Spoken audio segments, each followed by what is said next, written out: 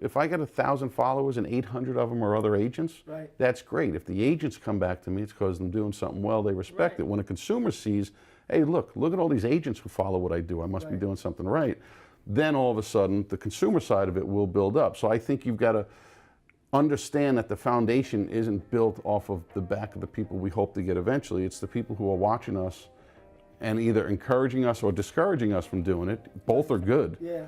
Please don't tell me I can't do something, because now my only goal in life is to say, look, I did it.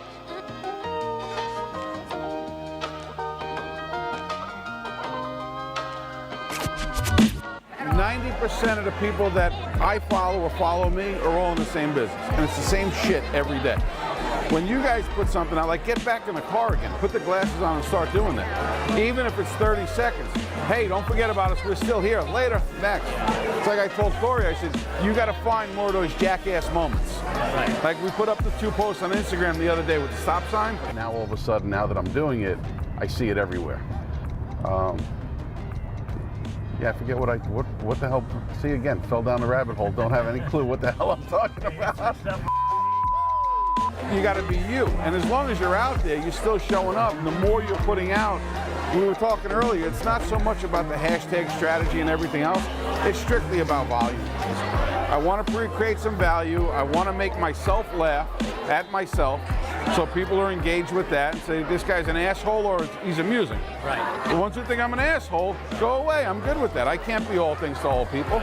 But at the same point, we look at it and say, by putting my name on it, it makes me 100% accountable to anything negative that happens with the company. And I'm good with that.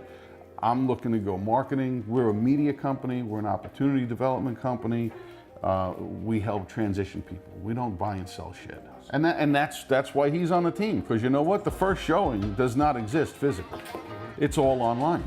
So how do we position it in the best way possible? Even if it's surrounded by 74 gas stations and a cemetery, you know what? I want the drone coming overhead so people know, so that when they walk in, they're not pissed off at me. I opened up the cookie jar and said out there for anybody who looks at me on Instagram, that says, an open house is great because you get to find all of those buyers who are unrepresented.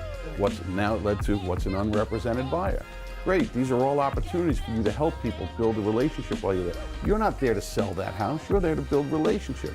My goal at an open house is never really to sell that house, because how often does it happen? To get your next buyer. It's to find not my next one, my next 5. Right. And to meet 2 of the next sellers who live next door, who are the nosy neighbors. That's it. If the house is priced right, the house sold itself. An open house is a waste of time from a seller's standpoint. It should be, but too many people package it. It's all it is.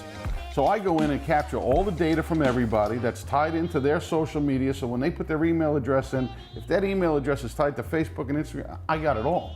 I can retarget them all using the data that we have on the internet and on social media. Now I get them and I say, okay, let's have a conversation. What is your pain point? What's your problem? What are your circumstances? And I get it. The core reason at the end of the day is to get relationships to make money. I looked at it and said, my play is much longer term. I need to understand and then build I need to understand and build some relationships, and then build deeper relationships and more of them, and then recruit, and use this as kind of the template for what I want my company to be.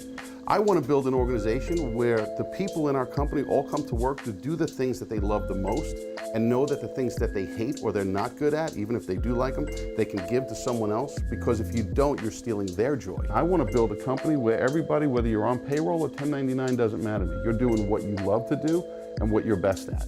And I'll give you a little bit more so that we're making sure you're reaching capacity, but my goal is always to take the shit that you hate away from you to give it to someone who loves it. So everybody walks into work an hour early and stays 3 hours late when we need them, and doesn't complain because they're happy here. You can't do that, you can't do that, you can't do that. To which my favorite response, you've all heard it, is, thanks for telling me, I'm gonna go prove you wrong right now.